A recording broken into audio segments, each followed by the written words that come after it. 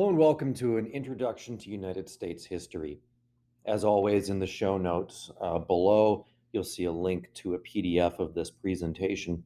So if you want to follow along and write down notes as I'm going, that may be the most efficient way of proceeding.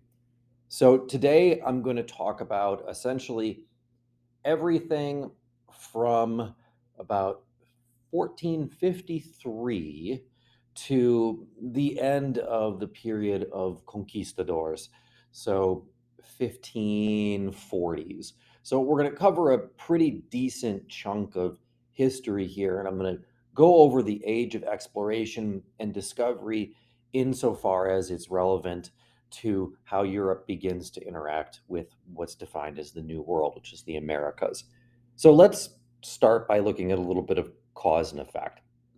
Because what you have to understand is Europeans in the 15th century didn't just willy nilly decide to start exploring first the west coast of Africa and then eventually with Columbus, the New World, the Caribbean, mostly Central and South America, a little bit of North America, but just a little bit. So the beginning cause is in the year 1453. What happens in the year 1453? So in 1453, what is the last major city of what was called the Byzantine Empire falls. The name of that city was Constantinople. Today, you know that city as Istanbul. Istanbul is the capital of Turkey. So if you look on a map, we're talking about right where Asia and Europe meet. It's a place called the Bosphorus Straits. So Constantinople had been in Byzantine hands. They would have called themselves the Romans, but it doesn't really matter. Since, really since the period of Roman history, so going back about 1500 years almost, this city, in different forms, it had been called different things throughout the years, but Constantinople for at least 1,000 years had stood. And really, what it had been was this Christian buffer, this Christian bulwark against the expansion of various different Islamic kingdoms and empires.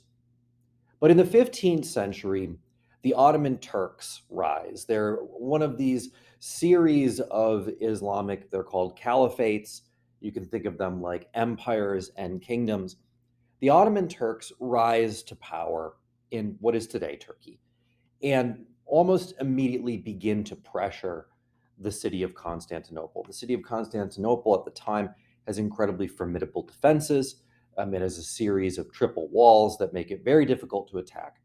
But by the 15th century, the Ottoman Turks have developed what we call gunpowder artillery, and they're able to blast their way through the walls and take out the city. Why does that matter? Once the Ottoman Turks take Constantinople in 1453, what they can effectively do is shut off European access to the spice trade.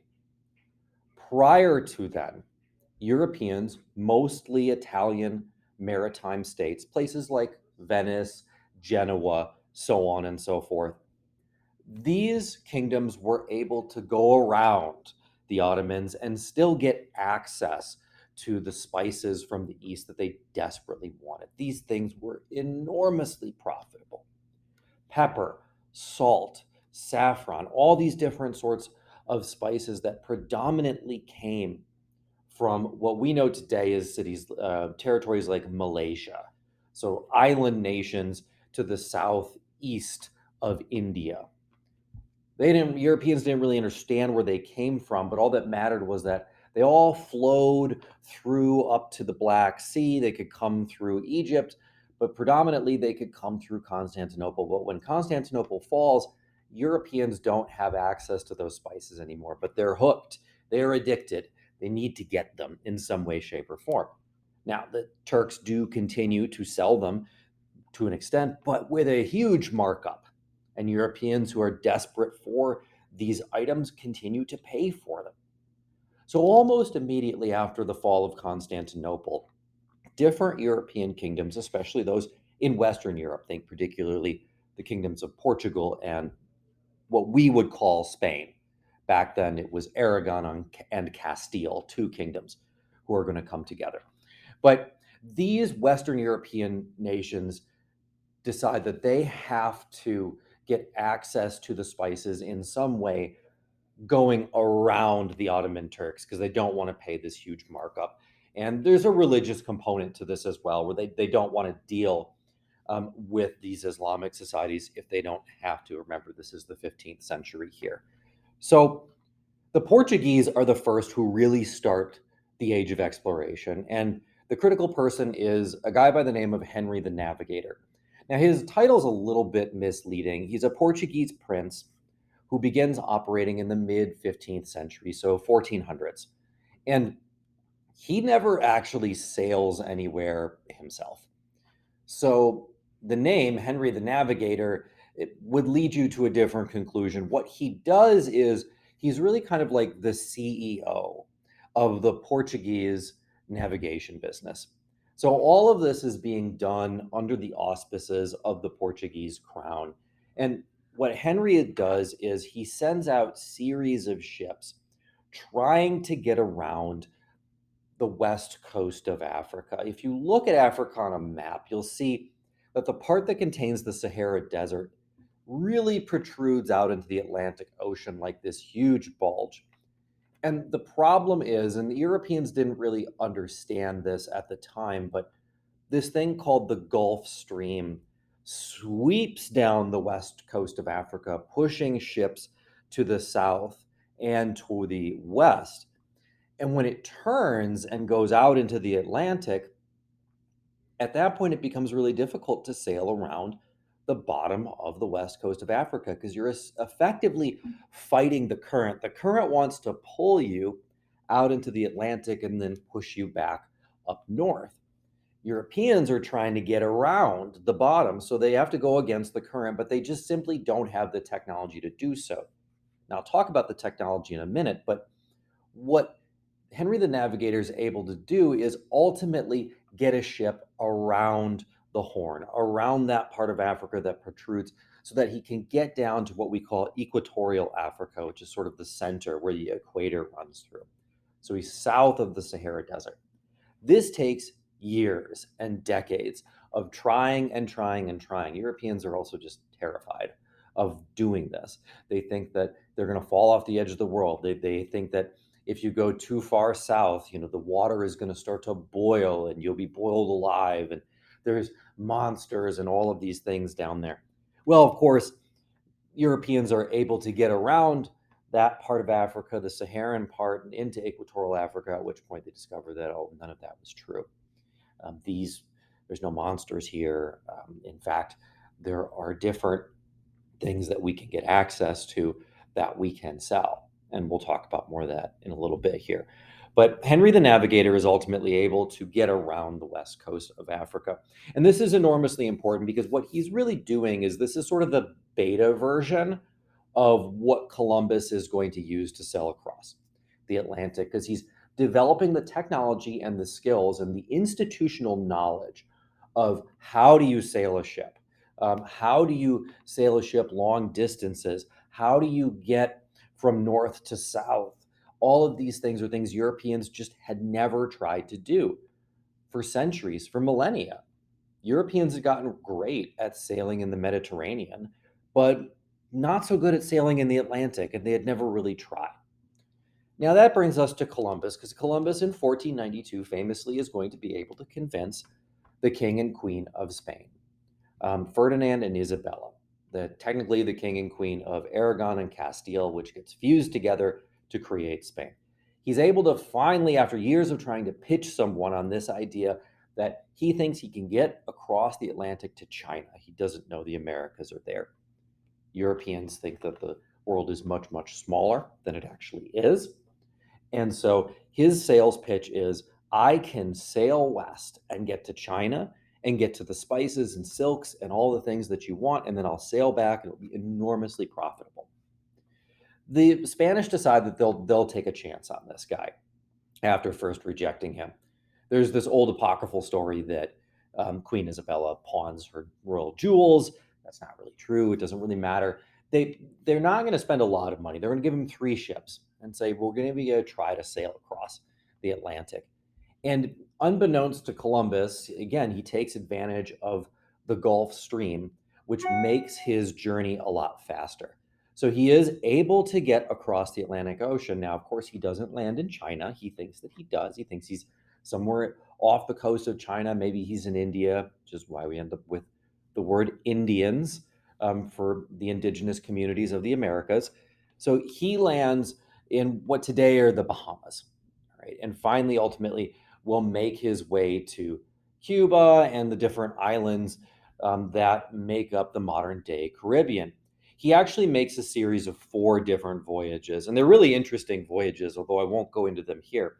But needless to say, Columbus's discovery that you can sail across the Atlantic and you can get to land and you won't die is earth shattering. Now, most Europeans believed that the earth was round, they did not believe that the earth was flat. Scientific experiments had proven that previously.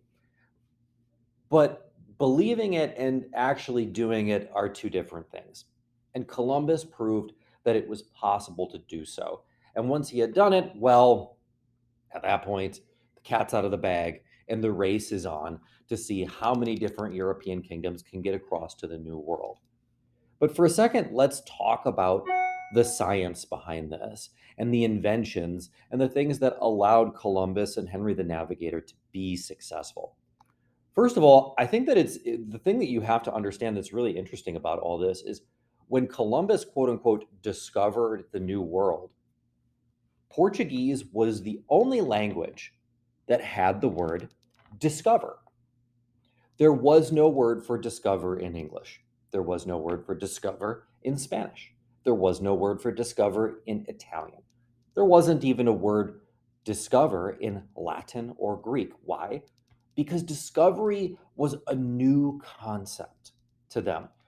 Prior to this point, throughout the Middle Ages and the classical period, the prevailing wisdom was that the ancients knew better.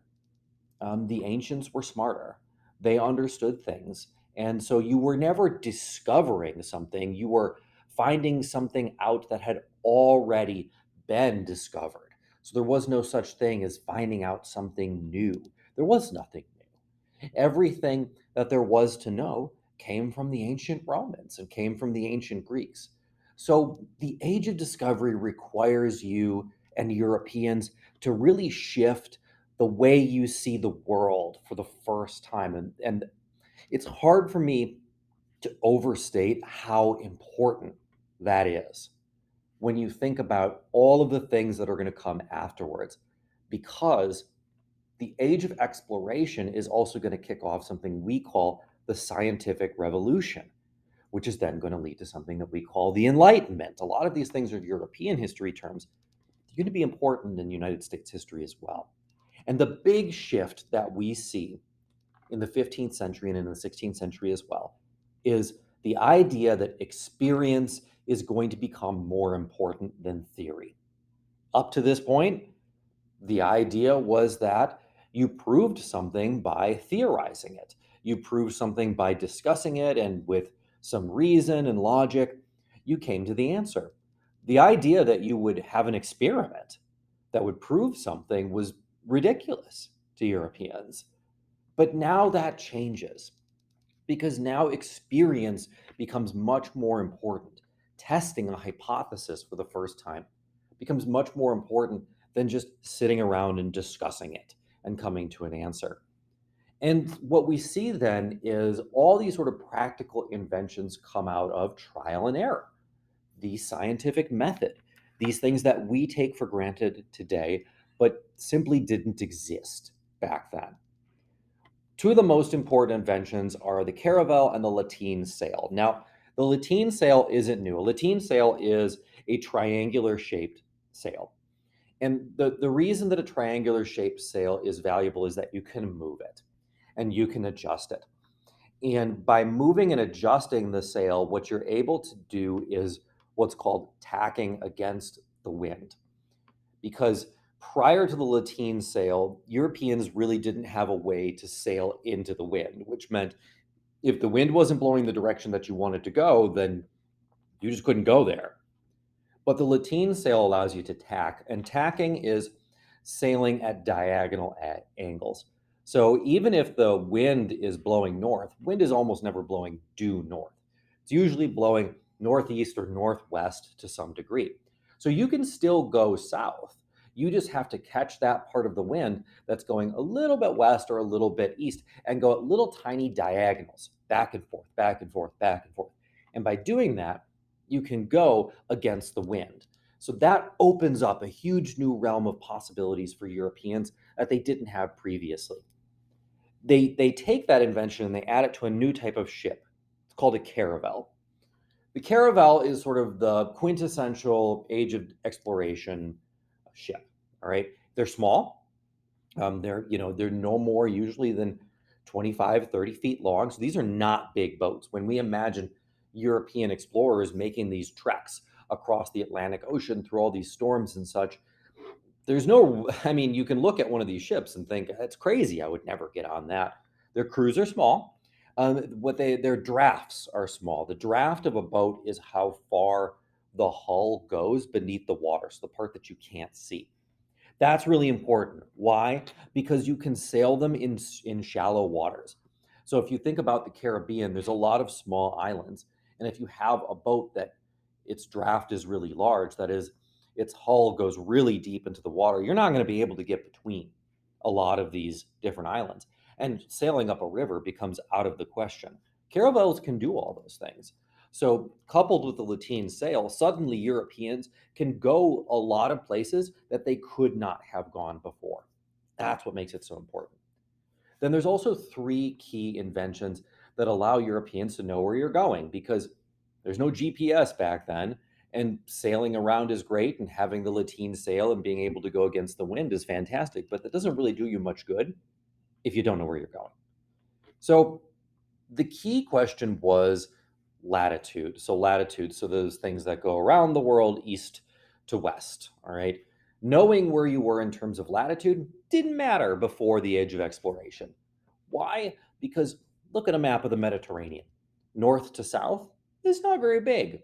You can sort of eyeball where you are in the Mediterranean without much difficulty. Now look at the Atlantic Ocean. It's absolutely huge north to south. It's very important that you know where you are in terms of your latitude because it's a big, big difference ending up in Panama versus Florida. And Europeans need to know where they're going. And so there's two things that let them do this. There's the Astrolabe and there's the sextant. The Astrolabe and the sextant are two tools essentially that use the stars and altitude to calculate latitude in different ways. You're looking through something most of the time and you're trying to determine based off of the stars in the evening where you are, because the closer you get to the equator, the north star is going to move up and down. So by doing that and by establishing a set of tables, you can more or less figure out where you are in the globe by the position of those stars in the evening. So that's very helpful. More helpful is the magnetic compass. And one of the things that the Europeans figure out during the age of exploration is that the compass actually doesn't point due north because of the way that the Earth's magnetism works. And so the compass doesn't work as well the further north you go. And that's something that they're going to figure out. But it's very, very useful, especially early on, sailing from Europe to the Americas, to the Caribbean, and places like North and South America, because you can tell for the first time whether you're going north, south, east, west, and a difference between that, at least close enough that Europeans are able to determine where you're going. Now, a lot of this is still trial and error, but it's trial and error with a much, much higher probability of success. So let's talk about a couple of major explorers who take those inventions and make some hay with it. I've got these roughly in order. The first one is actually Vasco da Gama, not Vasco da Gama, Vasco da Gama. He's Portuguese. And what he is able to do for the first time is he takes what Henry the Navigator had done and he injects steroids into it. And he's able to take a ship for the first time and sail around the southern tip of Africa. At first, the Portuguese think that this is going to be this huge windfall for them because they can sail around Africa, get around the Ottoman Turks, and sail directly to India. It turns out it's not as economically beneficial to them as they would have hoped because it's a really long trip to sail all the way around the southern coast of Africa and then all the way up to India and back. Takes a really long time. It's not as profitable as they think that it's going to be. But he's the first person who's able to do it. He actually precedes Columbus. Columbus is afterwards. Columbus gets to the Americas in 1492. So he's the one who discovers the Americas, as I mentioned. He takes 4 trips over a series of years, and some of them are more interesting than others. He's followed up by Ferdinand Magellan. Ferdinand Magellan is the first person, quote unquote, to circumnavigate the globe, that is, go all the way around.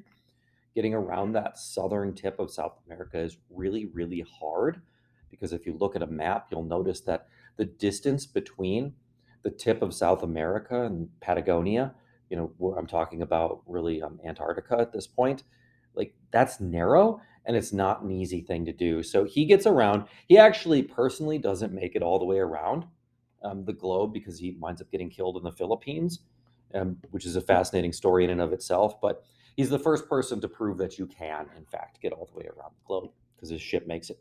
And then there's John Cabot, and most of these names, by the way, are they're changed into English. Like most of these guys, none of these guys are English. John Cabot is actually Genoese, so he's from Italy, and so his name is not technically John Cabot, but I'm giving you the English versions of the name.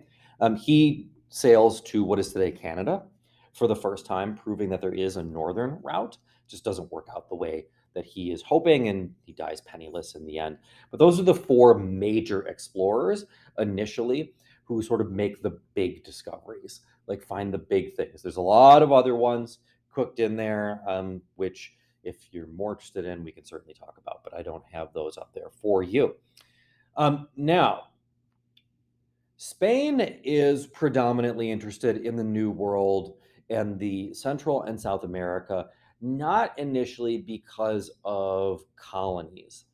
That's really going to be much more of a North America thing later on. But initially, what Spain wants to do is you have to imagine kind of like a giant vacuum cleaner that Spain has. They want to suck up all the gold and silver from the New World, North, Central, and South America, and plop it into the Old World. So they want all the movable wealth that they can get. It's very much a smash and grab operation from their perspective.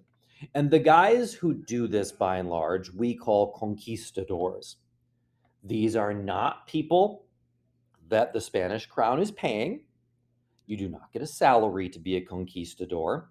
This is very much a venture capital situation. These are generally poor guys with some military experience who convince the Spanish king. Sometimes it's going to be Ferdinand, sometimes it's going to be a guy named Charles V, who comes a little bit later on, to give them a shot to see if they can conquer one of these Mesoamerican civilizations. There are 2. Oftentimes, one is called the Aztecs. That's not technically correct.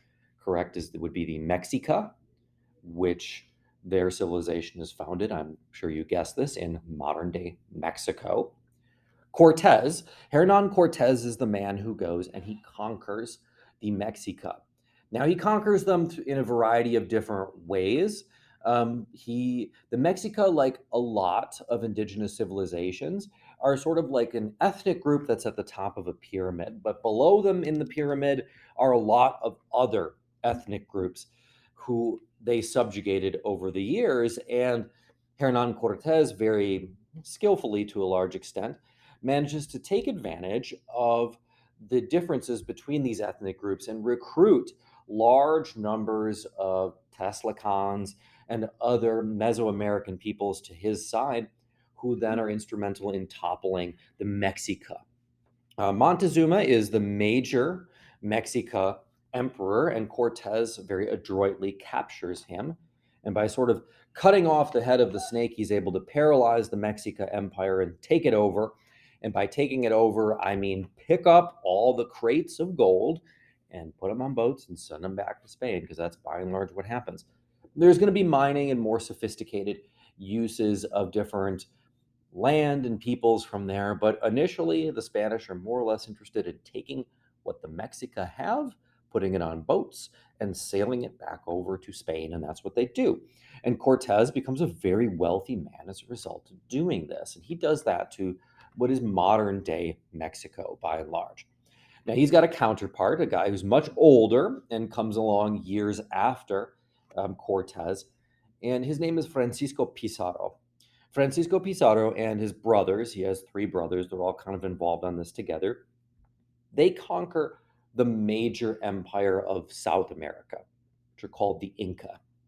The Inca, which are located predominantly in modern day Peru, Ecuador, some parts of Chile, and so on and so forth, they rule this massively long empire. It's about 2,500 miles from north to south. So this thing is huge. And Pizarro and Cortez have a lot in common. They actually both come from essentially the same county in Spain, a very poor rural county where there's not a lot of opportunities. Pizarro is illiterate. Cortez is not. Cortez can read, but they're both men who don't have a lot of opportunities to their name. Both men come over to the Americas fairly early on. Both men are stationed in Cuba at some point. Pizarro winds up in Panama, where he hears rumors of this kingdom to the south, this incredibly wealthy kingdom. And just like Cortez, Pizarro is able to convince the king of Spain, at this point it's Charles V, to take a flyer on this and see if he can conquer the Inca Empire. And just like Cortez, he takes only a couple hundred men. He has specifically 162 soldiers. So this is 162 soldiers versus an empire of millions of people based around modern day Cusco, which is in the mountains of Peru.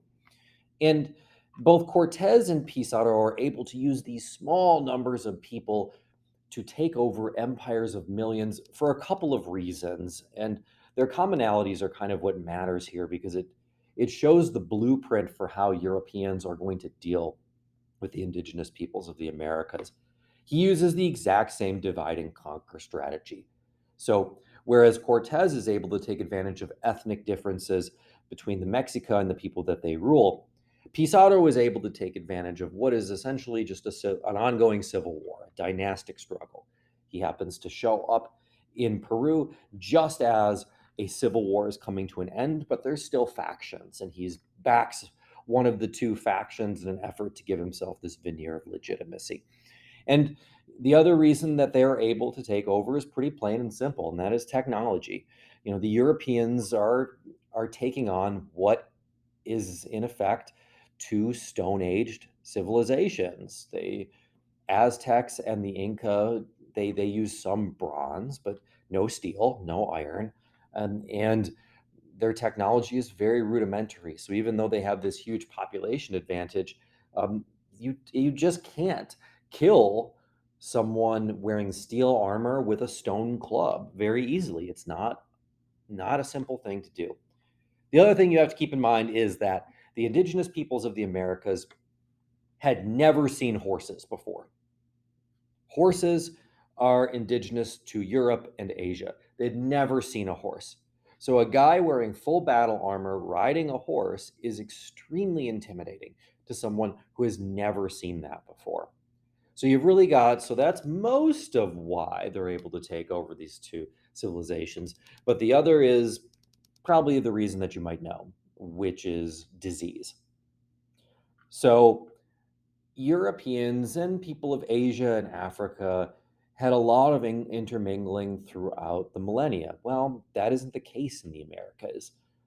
The Americas had been cut off from what we call the old world, Europe, Asia, Africa, for thousands upon thousands upon thousands of years. And so they had never experienced most of these European diseases, and they had no immunity. The key one is smallpox. Smallpox is going to kill, depends, estimates are tough to get, but let's just say at least 75% of the indigenous peoples of the Americas. somewhere between 1492 and 1600. It just wipes them out. And so Pizarro doesn't have to fight these legions of Inca warriors because most of them are dead by the time he gets there, because most of them have already succumbed to European diseases. These diseases make their way over from Columbus and then from other expeditions, and then indigenous people pass them on to each other. And like a wave, it just wipes them out. So Pizarro and Cortez are examples of conquistadors who are able to A, take advantage of different situations, whether that's ethnic differences or dynastic struggles, B, use their superior technology to overwhelm those peoples, and C, have the benefit of coming on the back end of waves of diseases that have already decimated those populations. So, in the end, what do? They take over and they transport the movable wealth from the Mexica Empire and from the Inca Empire to Spain. Spain, spoiler alert, doesn't wind up the best out of this deal. In the end, they flit away the money on pointless European wars, and Spain finds itself impoverished relatively quickly thereafter. They think this sort of ATM of the New World is never going to stop paying out, and very quickly they find out that there very much is a limit to Mexica and Inca gold, and that it's not all as easy as that, moving it back and forth. The last thing I want to talk about today, because it's really important for understanding why the age of exploration has such a dramatic impact on the world, is something that we call the Columbian Exchange. So, what is the Columbian Exchange? The Columbian Exchange is the transfer of things indigenous from the New World to the Old World and vice versa. When I say Old World, I mean Europe, Asia, Africa. When I say New World, I mean North, South, and Central America. These two halves of our globe had been separated for tens of thousands of years. And so things that the New World had, the Old World didn't necessarily have, and vice versa. And a lot of these are things that you may very well associate with Old World cultures. For example, my ethnicity is Irish, and you would often think of, oh, well, of course, Ireland has potatoes. Well, potatoes are actually indigenous to South America, and Europe did not have potatoes until the Columbian Exchange, until Columbus discovers the New World. Ditto with corn, tobacco, beans, squash, tomatoes. You might think of quintessential Italian food as being this tomato based pasta and so on and so forth. It was not prior to the Columbian Exchange. And in terms of things from the old world that went to the new world, there were no cows, there was no cattle, there were no horses, no pigs. None of those sorts of things existed in the old world until the Columbian Exchange. Wheat and rye were unknown. Sort of these staple grains had never made it to the New World, and they did now. And as I mentioned previously, probably the most important was disease. European diseases were unknown in the New World, and that dramatically is going to impact the ability of First Nations peoples, so indigenous peoples, to be able to fight back to Europeans as they try to impose colonial rule over the different parts of the Americas. So that's a lot of information, but that in a nutshell is the age of exploration and why the age of exploration is going to be relevant to American history. Because, of course, a lot of things from the Columbian Exchange are going to come into play when we talk about the settlement of the New World by predominantly, if you're talking about North America, mostly English, some French, a little tiny bit of Spanish influence. But that will be for next time.